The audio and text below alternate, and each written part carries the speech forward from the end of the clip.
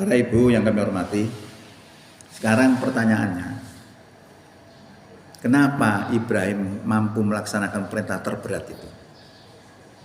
Ini rahasianya di sini. Kita lihat. Satu, memang karena imannya Ibrahim itu kuat ya. Memang seperti bagaikan batu karang di lautan, walaupun diterjang ombak yang begitu keras, batu karang tetap tidak bergeming, tegak di situ.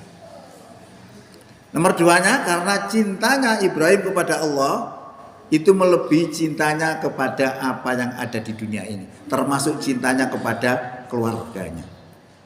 Loh, apakah Ibrahim tidak cinta kepada anaknya? Cinta. Lalu itu anak soleh kok nggak cinta? Coba jawabannya bagaimana orang diberitahu akan disembelih, disuruh dipersilahkan. Cinta. Ya. Lah apa yang dilakukan Ibrahim itu sebenarnya kalau kita analisis dengan Quran pas. Dengan Quran surat 9 ayat 24. Qul in kana aba'ukum wa abna'ukum wa ikhwanukum wa asiratukum wa amwalun iktaraftumuha wa tijaratun taksawna kasadaha wa masakinu tardawnaha akhabba ilaikum minallahi wa rasulihi wa jihadin fi sabilihi fatarabbasu hatta ya'tiyallahu bi amri wallahu la ya'til qaumal fasiqin. Quran surat 9 ayat 24. Katakan Muhammad, jika bapak-bapakmu, anak-anakmu, saudara-saudaramu, istri-istrimu, kaum keluargamu, harta yang kamu kumpulkan, perniagaan yang kamu takuti kerugiannya, dan rumah-rumah indah yang kamu cintai adalah lebih kamu cintai daripada mencintai Allah, Rasul, dan jihad di jalannya, maka tunggulah sampai Allah datangkan perintahnya. Dan Allah tidak memberi dan tidak memberi petunjuk kepada orang-orang yang zalim, orang fasik. Maka perbuatan Ibrahim kalau dianalisis dengan Quran ini pas. Dia mencintai Allah lebih dari segala-galanya. Makanya rasa beragamanya Ibrahim itu mesti mantap. Karena apa? Yang diingat selalu Allah. Jadi kalau kita cinta sebenarnya selalu ingat.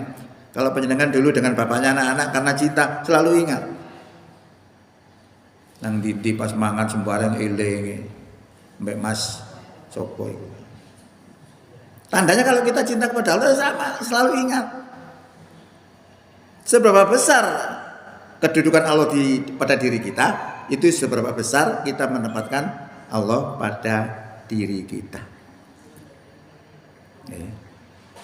Nah itu tadi merupakan bentuk apa yang dilakukan oleh Ibrahim kalau dianalisa dengan Quran, sesuai dengan Quran surat 9 ayat 24. Kemudian rahasia yang lain adalah karena Ibrahim itu level imannya, ya, level itu derajat keimanannya, itu derajatnya adalah iman ainul yakin. Iman ainul yakin itu apa sih? Iman ainul yakin itu adalah suatu iman yang mempercayai adanya Allah, mempercayai kekuasaan Allah dengan mata kepala sendiri, tidak jari ini. Kalau saya bilang pada panjenengan semua, ibu-ibu, gula itu rasanya legi. Percatus sama panjenengan? Percatus. Ilmu ini. Tapi panjenengan belum pernah merasakan gula dengan lidah. Itu akan beda kalau sudah merasakan betul-betul dengan lidahnya bahwa gula itu rasanya manis. Mantap. Jadi mantapnya orang yang makan gula dengan informasi bahwa gula itu manis, dengan dibandingkan dengan gula itu sudah dirasakan betul-betul manis, itu lebih hebat orang yang merasakan gula itu manis dengan lidahnya. Itulah kalau dalam bahasa agama itu iman level ainul yakin. Okay. Nah itu Bisa kita lihat lebih gamblangnya begini. Panjenengan bisa lihat dalam Quran surat Al-Baqarah ayat 259 sampai 260 itu berbicara masalah iman ainul yakin. Okay. A'udzubillahi minasyaitonirrajim. Bismillahirrahmanirrahim. Au kalladzi marra ala qaryati wa hiya khawiyatun ala urushiha. Atau seperti orang yang berjalan di suatu negeri, yang negeri itu roboh bangunannya, gendeng-gendengnya sampai tertindih oleh temboknya. Artinya rata dengan tanah. Terus orang yang tadi ngomong, qala ana yuhyi hadhihi lahu ba'da mautiha. Bagaimana Allah akan menghidupkan negeri yang sudah mati ini? Fa amatahu Allahu mi'ata amin summa ba'asahu. Lalu Allah mematikan dia itu selama 100 tahun. Setelah 100 tahun dibangkitkan kembali. Diuripno maneh. Lah setelah dibangkitkan lalu Allah bertanya, qala kam labista. Berapa lama kamu tinggal di situ? Dijawab oleh orang yang baru disadarkan itu tadi, qala, dia berkata, labistu yauman au ba'do yaum. Saya tinggal di sini cuma sehari atau setengah hari. 100 tahun loh di perasaan ini, setengah hari. Ini agak lumayan ini ya.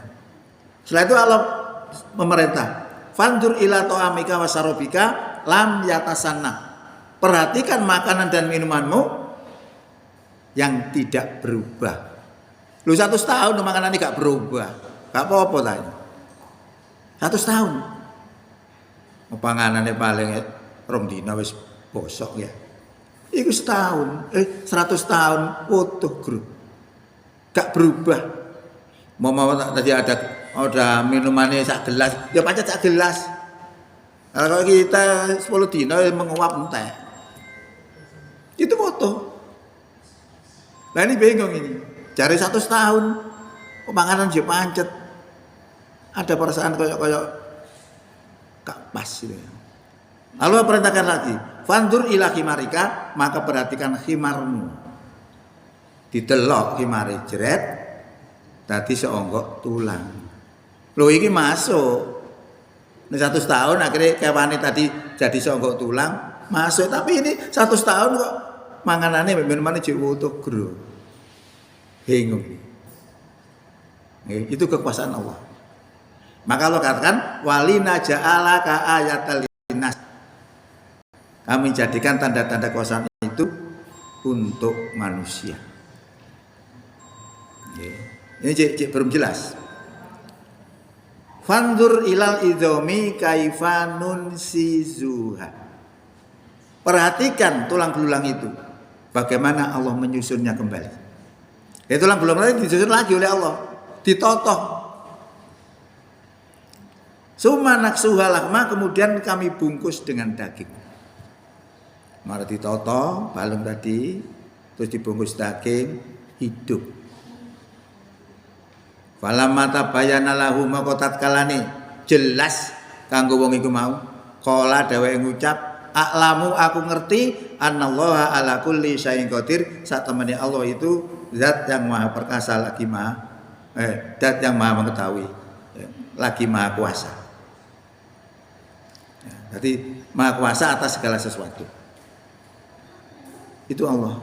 Lah orang yang melihat itu tadi imannya levelnya ainul yakin karena melihat kekuasaan Allah dengan mata kepalanya sendiri, bukan informasi bahwa Allah menghidupkan makhluk yang sudah mati. Ya, ini namanya level iman ainul yakin. Kira-kira kita itu sampai di situ enggak ya level kita itu? Level kita itu saya kira-kira tak ukur dia masih ilmu yakin. Ilmu yakin itu iman kita karena berdasarkan ilmu. Kalau pada hari ini saya bilang ini ada yang membuat loh, ya masuk akal enggak? Masuk. Ini ada yang membuat. Masa nggak tahu siapa yang membuat? Tapi akal kita mewajibkan ada yang membuat. Alam ini ada karena ada yang membuat. Siapa? Juga nggak tahu. Agama memberitahukan bahwa yang membuat alam ini adalah Allah. Ya kan gitu aja. Masih berarti level kita itu ilmu yakin. Kemudian sekarang kita lihat Ibrahim. Apakah Ibrahim juga berada pada level ainul yakin? Surat tadi tetap surat Al-Baqarah ayatnya selanjutnya yaitu 260 mengatakan begini. Wa id qala Ibrahimu rabbi arini kaifa tuhyil mauta.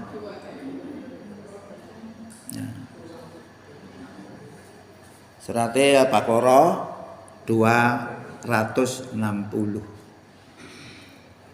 Ingatlah tatkala Ibrahim berkata kepada Tuhannya, Robbi, Tuhan, arini kaifa tuhyil mauta. Tunjukkan kepadaku bagaimana engkau menghidupkan orang mati. Loh kayak gak percaya. Nabi ini takut gitu. Pemane awak dhewe ngono ya. Nabi dia takut ngono. Makanya Allah bertanya begini akhirnya, awalam tu'min. Apakah kamu gak percaya Ibrahim? Qala bala, mboten ngonten ya Allah, kula niki percados, walakin tetapi litat ma'ina qalbi supados ati kula niki tenang. Berarti gak tenang. Gak tenangnya apa? Membuktikan ini tadi belum bisa. Ini latar belakangnya karena beliau ini Ibrahim ini berdakwah kepada Raja Namrud. Dia bilang bahwa Tuhanku itu adalah zat yang menghidupkan dan mematikan. Loh ini ngeyel si Raja Namrud bilang, masih aku ya iso. Ini gak percaya kon rene narapidana. Tak patenane mesti mati. Tak jarno mesti urip. Dia bener. Akhirnya terpengaruh Ibrahim. Ya bener, bingung dia. Lalu dia bertanya lagi, sesungguhnya Tuhanku menerbitkan matahari dari timur, coba terbitkan dari barat. Fabuhita. Dia tidak bisa menjawab diam.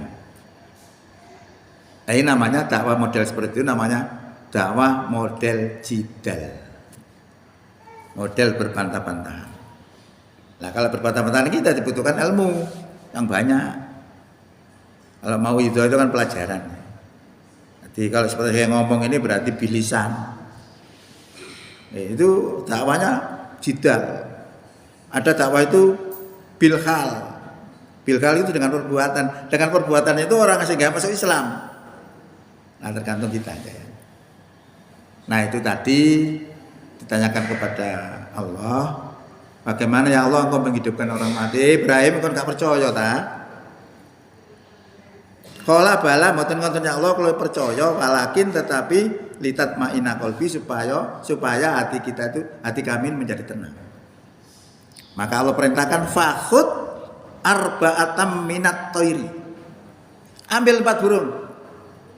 Fasurhunna ilaika lalu hancurkan olehmu. Go manuk 4. Wis manuk sembarang wis pokoke manuk bangsa urip iki. Dijur. Mbok dideplok, mbok digeplaki wong ngerti pokoke hancur mati. Summa ja'al ala kulli jabalim min hunna juz'a. Kemudian burung yang sudah dihancurkan tadi disuruh oleh Allah meletakkan di tiap-tiap gunung. Nang Indonesia kira-kira Gunung Semeru, Gunung Merapi, Gunung Penanggungan kira-kira ngoten. Ditekai iku apik. Nggih. Sumatauna yaktina kasaya. Kemudian panggillah. Dadi jeladrene manuk sing wis mati wau sing tiap-tiap gunung tadi disuruh memanggil. Niscaya mereka akan datang kepada kamu dengan bersegera.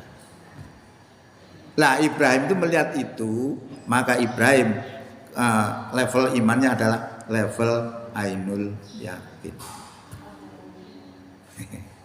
Kira-kira ada sakit ngonten tak boten. Halo? Sakit tak? Lho kita? Sakit? Luar biasa. Apa medianya? Kalau kita bisa melihat bahwa Allah menghidupkan makhluk yang sudah mati. Seperti Ibrahim dan orang yang dimatikan 100 tahun tadi melihat dengan mata kepala. Lah kita,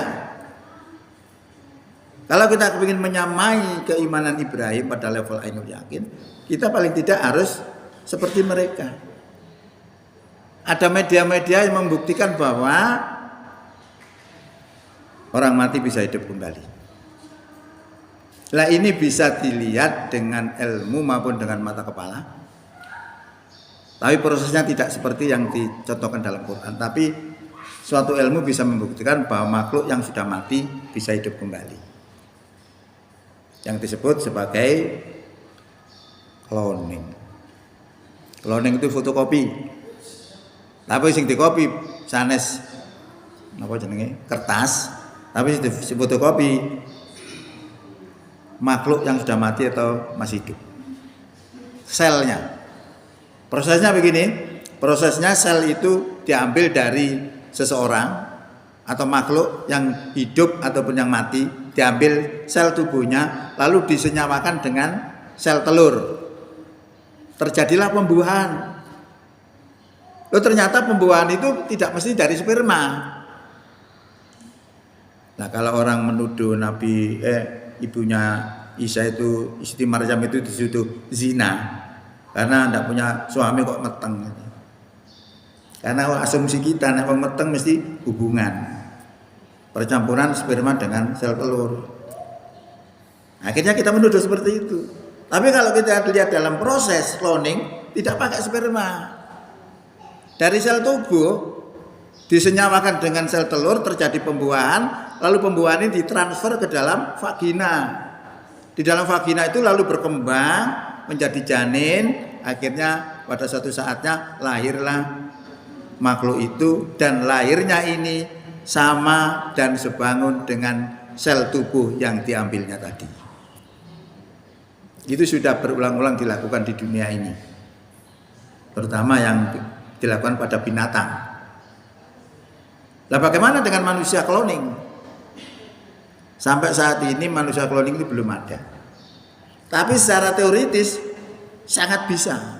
Sama prosesnya. Kenapa tidak dilakukan?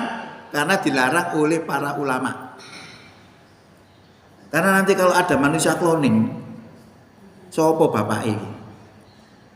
Padahal ini darah bapak itu dari yang punya sperma. Jadi gak ada sperma kok. Ya. Kalau manusia cloning ada, nanti bagaimana warisnya? Masalah. Akhirnya para ulama melarang mengkloning manusia. Ya, tapi secara teoritis bisa. Nah, inilah sebenarnya bukti bahwa secara ilmiah boleh dibuktikan dengan ilmiah maupun dengan mata kepala bahwa makhluk yang sudah mati tadi diambil selnya lalu disenyawakan dengan sel telur, terjadi pembuahan, dan prosesnya seperti itu tadi sampai akhirnya lahir sama. Nah, informasi agama ini nanti kalau pada hari kiamat ditiupkan trompet. Itu trompet sak piro. Wedhe kira-kira. Terus juga diturunkan hujan. Nek hujan ini mengandung sel telur. Terus dilewer nang kuburan. Terjadi peristiwa cloning. Percampuran sel telur dengan sel tubuh. Iso urip teng pecudel. Lho, apa ngoten nih? Enggak tahu saya. Cuma secara ilmiah makhluk yang sudah mati bisa hidup kembali itu sangat mungkin. Dan sudah dibuktikan. Tapi caranya seperti apa saya enggak tahu. Tapi akal kita membuktikan bahwa makhluk yang sudah mati bisa hidup kembali. Itu bisa dilihat dengan mata kepala. Nah, ini harapannya supaya dalam meningkatkan iman itu tadi, paling tidak itu kita buat rujukan. Supaya keimanan kita lebih mantap gitu. Bun, itu masalah rahasia kenapa Ibrahim itu mampu melaksanakan perintah yang terberat seperti itu, karena dia mencintai Allah lebih dari segala-galanya. Nomor 2, level imannya Ibrahim berada pada level ainul yakin. Dengan itu aja sudah hebat kita. Apa perlu ditingkatkan lagi? Halo? Tinggal melaksanakan saja, kalau teorinya saja banyak. Karena saya juga belajar ilmu-ilmu dalam gitu. Kalau panjenengan kepingin lebih hebat dari itu, ada caranya. Ya, nyimpang sedikit-sedikit gitu. Itu enggak gitu. Panjenengan tahu yang namanya Nabi Muhammad? Pernah dengar peristiwa Isra Mi'raj ya? Halo? Oh enggak. Peristiwa Isra Mi'raj itu dilakukan oleh Nabi sesudah Isya sampai ke Sidratul Muntaha. Di sana ada proses macam-macam, lalu kembali lagi sebelum subuh. Berarti antara 6 jam sampai 8 jam. Ini ada hubungannya. Padahal Nabi ke sana itu harus menembus 7 langit. Satu langit saja dibutuhkan waktu jutaan tahun. Dengan kecepatan yang tertinggi, apa kecepatan yang tertinggi? Yang tercepat zaman sekarang. Halo? Kecepatan yang paling cepat zaman sekarang adalah cahaya. Cahaya itu 1 detik hampir 300.000 per detik. Nek sak menit berarti dikalikan 60. Nek sak jam berarti dikalikan 60 lagi. Kalau dikalikan 60 berarti hitungannya per jam itu sekitar 1,80 miliar kilometer per jam. Itu harus jutaan tahun. Lho kok iso iku ditempuh mek gak sampai sewengi 7 langit itu. Karena apa? Karena Rasulullah itu diberi kesaktian. Lho ono sakti barang nggih. Nggih. Enten malih kula dudu ceritane wong sakti diceritakno nang ngene Quran. Ketika Nabi Sulaiman itu berdakwah kepada Ratu Bilqis, gitu. Akhirnya Ratu Bilqis sampai tertarik. Lalu dia didatangi oleh Ratu Bilqis ke kerajaan Sulaiman. Saat itulah Nabi Sulaiman memberi woro-woro. Para pembesarku, sapa sing iso njukuk kursine Ratu Bilqis dengan cepat sebelum orangnya datang ke sini. Ono sing ngacung jenenge jin Ifrit. Saya sanggup sebelum panjenengan bangkit dari duduk, maka kursi sudah ada di depan panjenengan. Luar biasa. Sakti, jin, setan, sakti-sakti ini. Lho ngeten-ngeten sing kalah sakti malih. Ono sing nandingi malih. Bukan bangsa jin, bangsa menungso. Bangsa menungso iki wong ahli agama, dia ngomong, "Saya sanggup mendatangkan singgasananya Ratu Bilqis sebelum mata panjenengan berkedip." Luar biasa. Diceritakan oleh Allah dalam Quran itu, dalam surat Naml. Ayatnya 39 sampai 40 berapa itu. Ceritanya begitu. Loh, kalau Allah memberikan kesaktian ya kenapa? Tidak bisa, sangat bisa.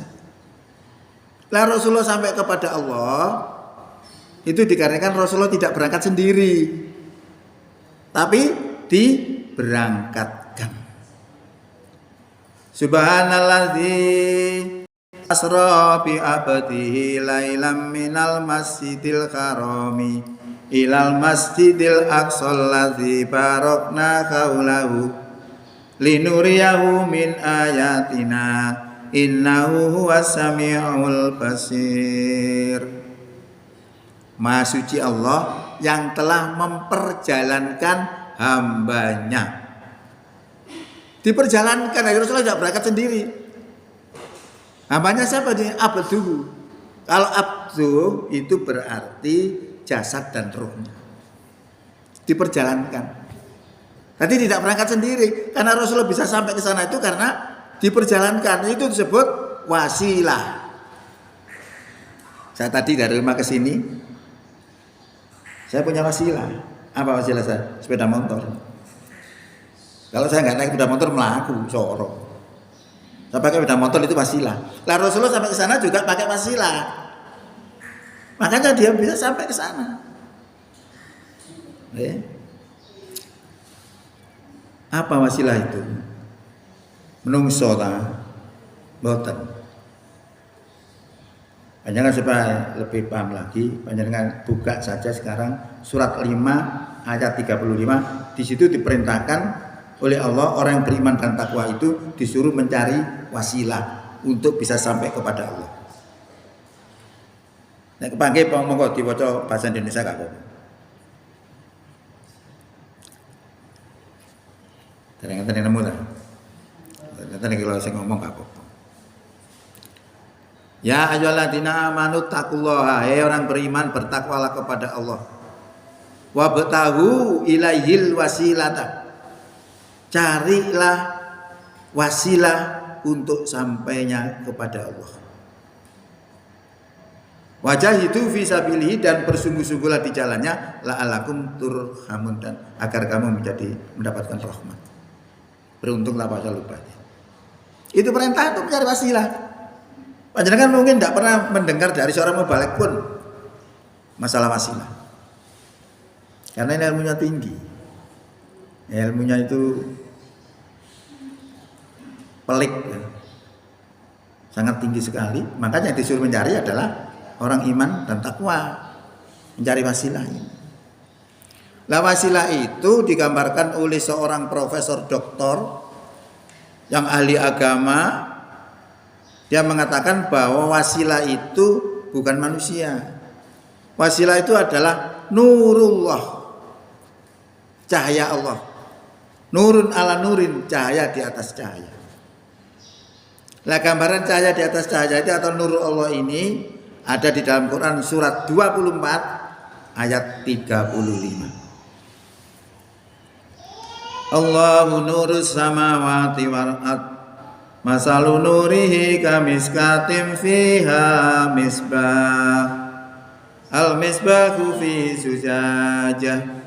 Az-zujajatu ka'annaha kawkabun durriyun yuqadu min sajaratin mubarakatin zaitunatil la sarqiyatin wala gharbiyah. Yakadu zaituha yudhi'u walau lam tamsasu nar. Nurun ala nur yahdilahu li nurihi may yasha wa yatribullahul amsala linnas wallahu bikulli syai'in alim. Ayat itu tapi nggih hafal. Jadi cahaya Allah itu, jadi Allah itu pemberi cahaya langit dan bumi. Perumpamaan cahaya Allah itu seperti sebuah lubang yang tidak tembus. Di dalam lubang tidak tembus itu ada pelita, ada lampu nih. Nah, lampu itu berada di dalam kaca. Dari anak lampu dikai kaca itu tambah benter. Nek wong biyen niku lho, lampu-lampu oblek dikai setum lah kaca, tambah benter. Sampe njogok setume mendrip. Lah lampu tadi berada dalam kaca. Kacanya enggak main-main, bukan seperti setum. Kacanya seperti bintang yang gemerlap. Yang dinyalakan dari pohon zaitun yang diberkahi, tidak tumbuh sesuatu pun di sebelah timurnya dan tidak tumbuh sesuatu pun di sebelah baratnya. Tadi strategis. Yang strategis misalnya di tanaman murinoma, gak tahu kena srengenge, ndelunting dawa.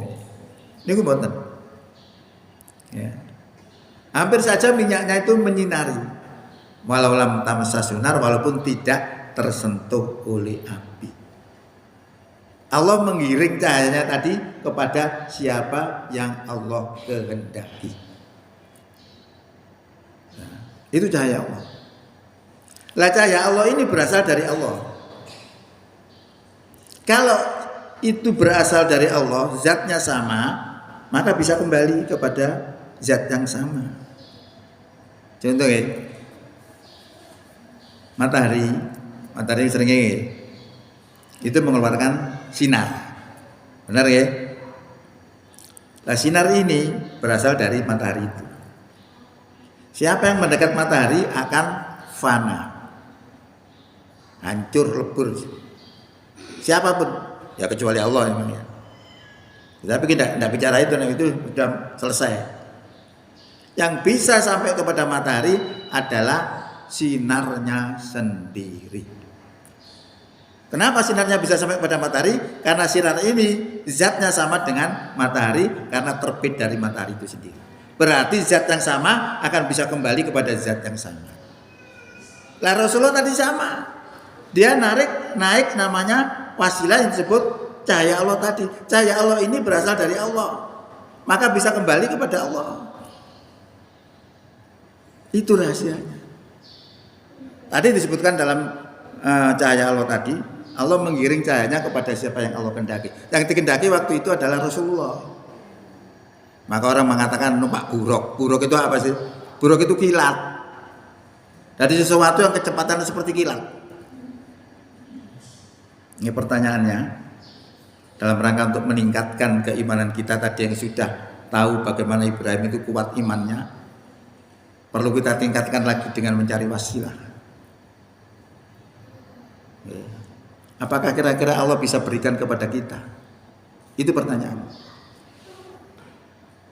Kalau kita bisa menerima itu luar biasa, suatu nikmat yang tiada taranya. Karena kalau kita memiliki itu berarti kita memiliki channel kepada Allah. Kalau sudah memiliki channel itu, maka ketika disebut Allah bergetar hati kita. Innamal mu'minuna alladzina idza dzukirallahu wajilat qulubuhum. Sesungguhnya orang beriman itu apabila disebut Allah bergetar hatinya. Pun sakit tangan. Apa? Ya, bergetar. Saya itu pernah melaksanakan tapi tidak bisa continue saya. Memang bisa. Orang yang bisa diberikan cahaya Allah tadi, wasilah tadi adalah diberikan kepada orang yang hatinya hidup. Hatinya hidup itu tanda tanya orang itu adalah mempunyai pendirian, tidak mudah terkontaminasi oleh hal-hal negatif. Jadi perumpamaannya itu bisa dibayangkan seperti ikan di lautan walaupun sakmene gedene. Berada di lautan seketahun, air asin, diterjang ombak dari atas bawah, kanan kiri.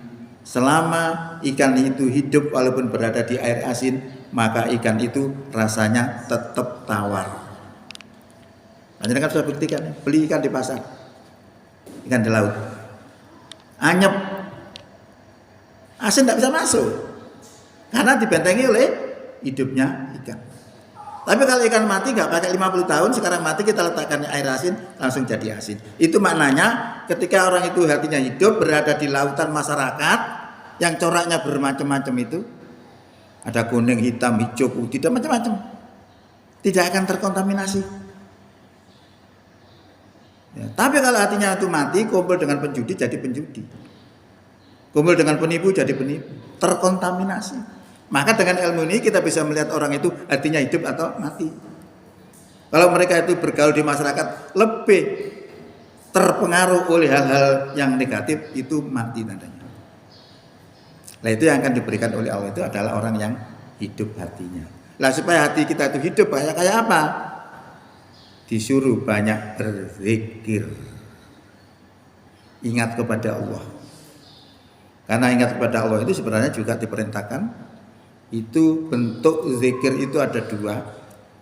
Pertama zikir jahar, jari diucapkan dengan jelas, dengan lesan kita.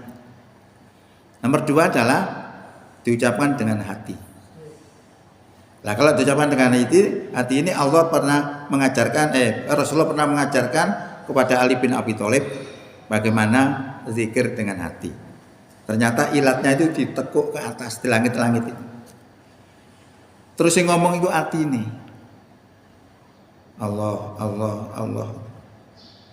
Itu sangat keras. Kedengarannya sangat keras kalau kita konsentrasi. Kalau tidak konsentrasi nggak dengar. Saat itu kalau kita sangat konsentrasi bisa bergidik, bisa bergetar hati kita. Saat itulah panjenengan berdoa nyambung channelnya. Maka channel itu penting.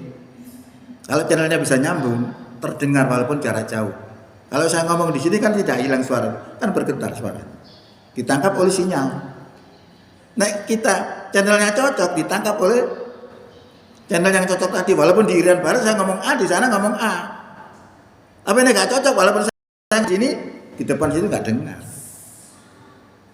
Ini kalau kita lebih meningkatkan lagi di atas namanya ainul yakin, yaitu mencari yang namanya wasilah. Ini ilmu tinggi sebenarnya, ya, ilmu jero, ilmu tua. Nah, itu kalau kita berpikirnya hanya mendekatkan diri kepada Allah itu lebih gampang. Itu akan panjenengan akan bisa merasakan lezatnya iman. Ya, maka kenapa kita biasanya kok dalam beragama kok kata sampai kroso ini sih kok podo ae. Itu karena panjenengan menempatkan Allah pada diri kita itu seberapa besar kedudukan kita di hadapan Allah itu adalah sebesar bagaimana kita menempatkan Allah pada diri kita. Ini pun jam 5 terus apa mboten? Bu, pun jam bansal. Terus mandek. Pas nggih? Oh nggih. Jadi intinya saya tadi itu dalam ngaji ini juga mikir apa sih yang paling penting ngaji itu iman kita bertambah. Mendekatkan diri kepada Allah lebih nikmat. Itu yang penting bagi kita sehingga ada peningkatan keimanan. Ya. Jadi memang saya ngaji saya itu tidak bisa guyon-guyon, tidak bisa saya itu. Serius saya tuh ngaji. Nonton nggih? Jadi mudah-mudahan apa yang kita sampaikan ini bisa menjadikan pemicu kita untuk berusaha meningkatkan iman itu lebih baik daripada sebelumnya. Pun menawan ini baik ngangit donga pisan ta? Mari kita tutup kajian ini dengan berdoa kepada Allah Subhanahu wa taala agar kita diberi ampunan, agar kita diberi keimanan yang istiqomah. Jangan sampai tidak istiqomah. Dan semoga kita dijadikan oleh Allah orang yang husnul khatimah. A'udzubillahi minasyaitonirrajim. Innallaha wa malaikatahu yusholluna 'alan nabi. Ya ayyuhalladzina amanu shollu 'alaihi wa sallimu taslima. Assalamualaikum ayyuhan nabiyyu wa rahmatullahi wa barakatuh. Allahumma sholli ala Muhammad wa ala ali Muhammad wa ala tabi'ina tabi'in wa alaina ma'ahum bi rahmatika ya arhamar rahimin. Allahumma ighfir lil muslimina wal muslimat wal mu'minina wal mu'minat al ahya'i minhum wal amwat innaka sami'un qaribun mujibud da'wat wa ya qadiyal hajat. Rabbana asrif anna azab jahannam inna azabaha kana gharama inna sa'at mustaqar wa muqama. Rabbana hab lana min azwajina wa dzurriyyatina qurrata a'yun waj'alna lil muttaqina imama. Allahumma habib ilainal iman fazayyinhu fi qulubina wa karrih ilainal kufra wal fusuqa wal isyan waj'alna minar rasyidin. Rabbana atina fid dunya hasanah wa fil akhirati hasanah wa qina adzabannar. Wa sallallahu ala Muhammadin sayyidil mursalin wa ala alihi wa sahbihi ajmain walhamdulillahi rabbil alamin. Assalamualaikum warahmatullahi wabarakatuh.